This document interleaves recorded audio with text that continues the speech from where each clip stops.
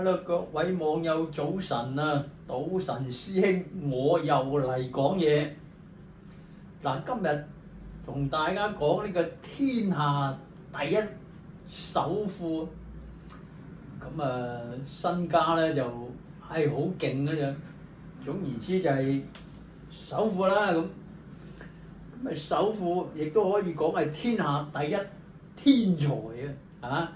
佢嘅天才可以發揮，而呢個天才係可以幫助佢揾好多錢。咁大家都知道我講緊邊個㗎啦？呢個就係馬斯克啊 ，Elon Musk 呢個人勁啊！南非出生嗱，有啲啟發就係話係南半球出生嘅人啊，到底我哋北半球嗰套嘢啱唔啱使咧？咁都可以研究下嘅。咁我哋話喺維基生日，我哋揾到三處啦。咁三處辛亥年甲午月甲申日，咁你三次揾到之後，點樣推個時辰出嚟咧？咁我拿手好戲就係三處推神啊！我哋先睇睇頭三處。頭三處甲木日人生喺5月，夏木喎，比官，然後印呢個偏印打雙，雙打煞，然後比透兩個比透印比咁。好似點拉呢支命咧都睇唔到係一個咁嘅富有嘅格局，嘅個天才嘅格局㗎。咁我就用咗幾字時，咁我貪佢就話，因為你作為一個富豪你點都係雙食生財喺呢個月令裏邊，你唔可以唔用月令㗎嘛你一定要用逆月令嘅時候。作為呢個喜用神喺月令，咁如果我擺個己上去，於是甲己就變咗合財啦。合財通財，咁呢個咧就係叫做何知其人富，財氣通門戶呢個財氣合財，然後通喺個月令裏邊，月令即係門戶啦，咁叫做財氣通門戶啦。如果我用咗己嚟合甲。呢個係一個甲己化土格即係我之前講特朗普啦，美國總統啦，佢亦都係甲己合化土格嘅。但係佢呢個甲己化土格咧就係破格嘅。點解叫做破格啊？因為用之為用之為財就不可劫啊。雖然唔係劫，但係比嚟克財，所以咪破咗咯。破咗嘅時候就唔可以叫做甲己化土格㗎。咁我就話係一個雙食生財格，用月令取月令為喜用神，然後雙食生財，財透出干就財氣通門戶，係咁嘅意思。好啦，如果我用己喺呢度嘅時候，就變咗係己字時喎。己字時呢度有個天合地合啦，甲己合辛巳合，又一個天地德合啦，咁又一個貴格嚟嘅。咁我哋話最勁嗰樣嘢，佢點解咁叻咧？咁世界上都好多叻人啦，呢個人特別叻嘅。點解會特別叻咧？因為我哋睇真啲，有個字喺度嘅時候，連個午字午咧，中間有個未咧，佢字午未。兩處甲午甲申兩處，於是午同申之間咧就夾咗個未啦，咁變咗呢個未咧係暗神嚟嘅咧，暗神字午未暗神就成為一個會火局。呢個會火局即係雙啦，即係會雙局。咁如果你話雙食作為一個用神或者喜神啦咁。你坐喺月令當令，然後成為一個字午未嘅格局嘅時候，呢個人想唔叻都幾難啊！同埋因為佢係虛喎，我講又唔算拱啦，都叫做拱啦，虛拱一個未。咁我哋講，如果你實嘅，你真係有個未喺度嘅，呢個實未。咁反而一眼睇晒啊！但係如果你話呢個美係虛拱嘅咁變咗即係話好富想像力啦。咁我亦都可以用呢個嚟解釋，哇！點解呢個人滿到腦子都係呢個 idea？佢嘅 idea 可以改變全人類、全世界嘅，哇！真係勁抽到自古以來，又係嗰句，佢認咗第一，冇人敢認第二啊，第二都唔認啊，差我好遠啊！我哋睇到啦，呢個係相食生財格啦，相食係一個局嘅字尾，一個相食嚟生呢個財，財就合財，甲己合財就坐財。呢個真神就聚喺月令嗰度啦，咁變咗呢支命，我哋見到係咪身旺或者身強啦？咁嗱，肯定就失令㗎啦。呢個失令嘅你要擋中啦。嗱，一個甲呢個兄弟喺度啦。嗱，你最緊要就係話呢個亥喺呢度啦。亥喺呢度有印同甲啦。咁呢次命我哋都睇到咧，就話甲木生喺5月，呢個係夏木，夏木就要水啦嘛，天氣好乾燥，一定要有水嚟調候咁我見到個亥喺呢度調候，有印甲咁調候住嘅甲月於是咧同埋呢個甲申咧係叫做殺印相生咁呢支命咧啲命咧就足以可以任財任官咁樣去解釋啦。好啦。呢個人點聰明咧？佢係喺南非出生嘅，佢中學都喺南非受教育嘅。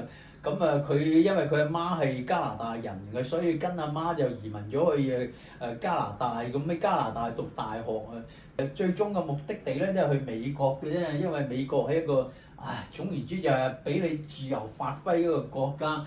咁佢喺1991年咧佢即係話過咗去美國呢個 Penn 大賓夕凡尼亞大學佢就畢業啦，攞到2個學位，一個叫做經濟學嘅學士另外一個係物理學嘅一個學士，可以講係真係文武雙全文又得，武又得。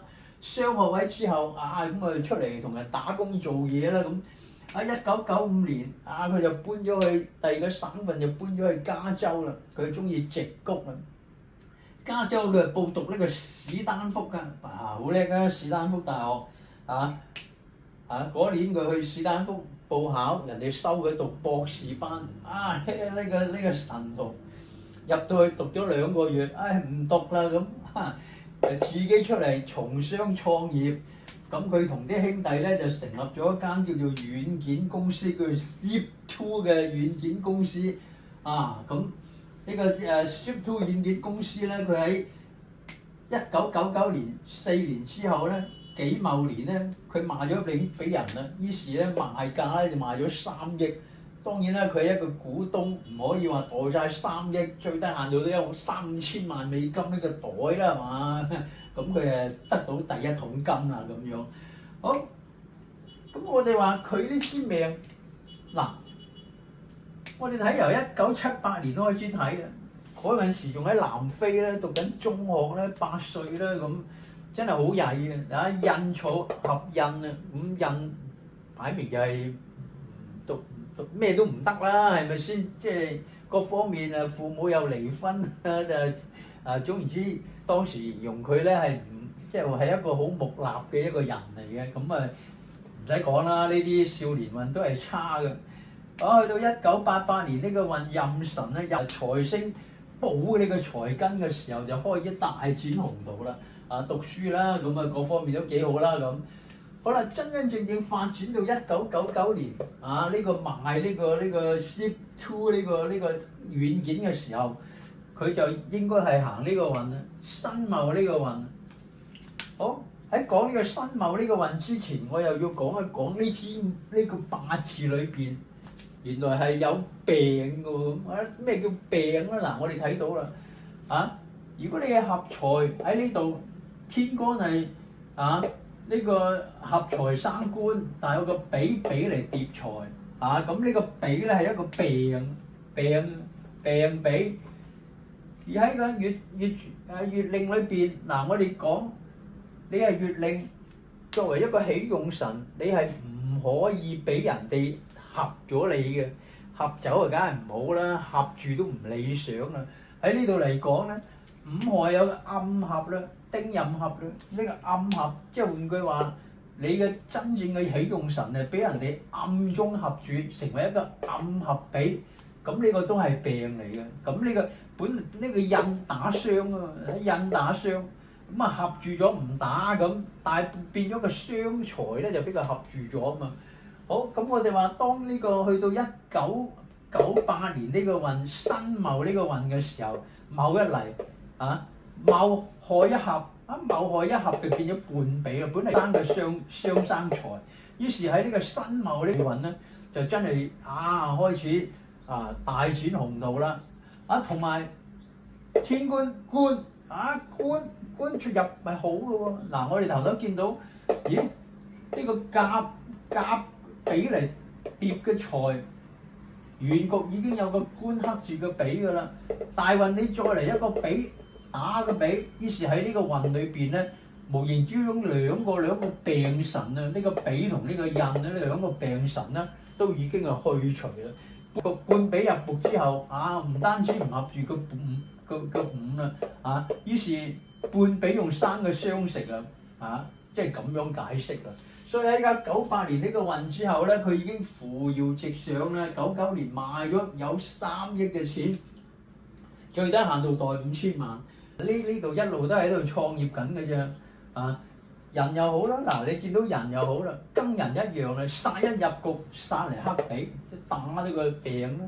然後人又好喎，壬午就變咗半傷啦，壬亥合比啦，變咗咁樣嘅時候就合比生合傷啦，合傷就生合財，個比嚟合財，但係俾個殺打個比，嗱，哇呢個局真係精彩啦！連行兩個運都係咁嘅官殺透干克住個比，然後下低咧就克住個印，於是咧都好發啦，係嘛？好啦，真正發大達賺大錢嘅，我哋仍然係要睇呢一個目前行緊呢個運啊！呢個運叫做己丑運。己丑運嗱，己一嚟，天干兩甲，兩己合兩甲，哇變咗2、4，好似有4個合財啊，好似係咁上下啦，係嘛？地下嚟個財財嚟補根，本嚟相食生財，自五味，頂住佢，於是喺呢個大運啦。合財坐財呢個運咧就化到唔清唔楚啦。我哋睇佢點樣化咧？一路都平平無奇嘅。佢入股呢個做呢個 Tesla 呢個所謂 Tesla 呢個電動車公司啦，咁一路都係平平無奇，冇乜突破啊。突然間20年到啦，佢開始突破啦。哇！突然間喺大陸設廠，於是賣到全世界嗰啲電動車發達啦。喺2021年 Tesla 嘅股價由分鐘由幾廿蚊嘭一聲已經到嘅幾千蚊啊！大佬去到嗰個最高峰嘅年代，一開三拆咗之後都仲有300幾400蚊一股啊咁Tesla 呢度係嗰個年份啦，嗱你見到丑啦，丑入就好噶啦，神出丑未都好，因為丑有個財啊嘛，財星坐喺度啊嘛。好啦，2022年。嗰陣時我哋知道啦，2022年壬寅年，佢又抌咗400幾500億嘅美金去收購呢個 Twitter，收購完之後自己成為創始人，改咗名叫做 X 呢個公司咁跟住大家都知道啦，佢為咗言論自由然後豪抌400幾億佢買咗呢間公司咁樣。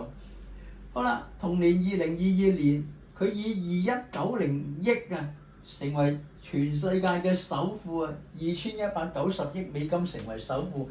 嗱，我哋睇佢呢度啦，2022年壬寅年啦，嗱大運就合財坐財啦，壬寅啦，印星一出唔緊要啦，合財打印唔好事。好印大家講呢個人運好啦，印嚟合個亥，印合亥。於是壬午又合，於是比生相食，相食再生財。所以喺呢個年份睇嚟平平無奇嘅，但係佢可以成為世界嘅首富跟住我哋講喺2024年佢同特朗普拍住特朗普，資助特朗普去競選呢個總統。嗱，特朗普能夠當選咧，佢真係居功至偉嘅，因為佢嗰個平台係可以傳播好多嘅消息。以前唔係㗎，以前俾人哋壟斷咗，你冇聲出咁，而家可以發聲。好啦，咁我哋見到甲己丑年甲辰日2024年同特朗普一樣嘅。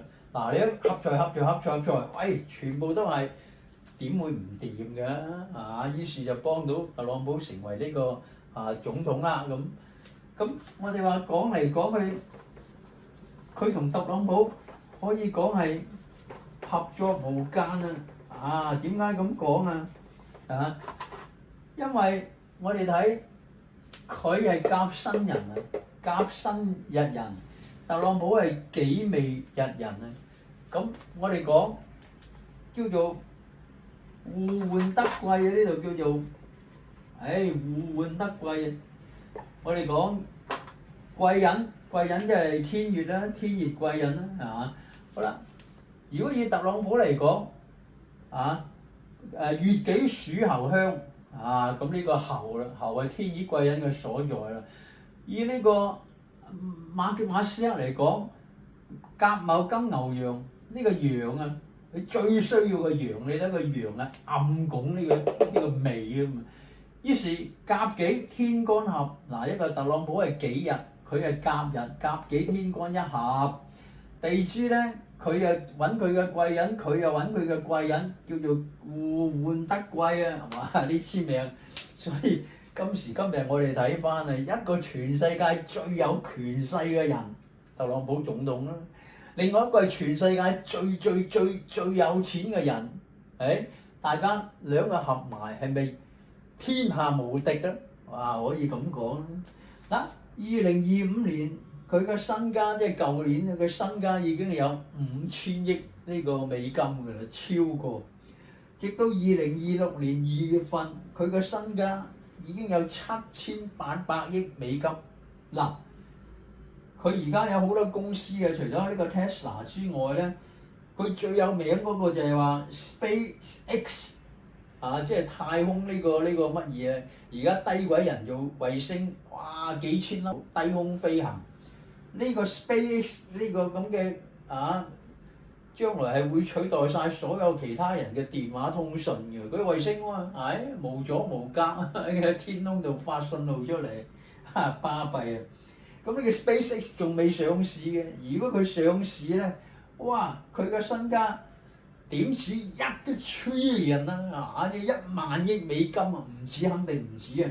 同埋佢亦都係 OpenAI、XAI 嗰個創始人或者係互相即係話聯合嘅創始人，所以呢個人有啲咁嘅頭腦，純粹係因為佢自五味呢個暗拱會相局，生起佢財嚟就發大達啦咁。好啦，講完最後就係話有一句叫做五元獨步裏邊講：有病方為貴，無傷不是奇。格中如去病，就財官兩相隨。咁你話喺呢支命裏邊咧，頭先講啦，甲比咪克住個財啊嘛，所以係一個病啊。印黐住個五暗合呢個比，於是係一個病。咁去到呢啲人卯將呢個害同埋呢個比官殺克比啦，人卯嚟合害啦，於是印星。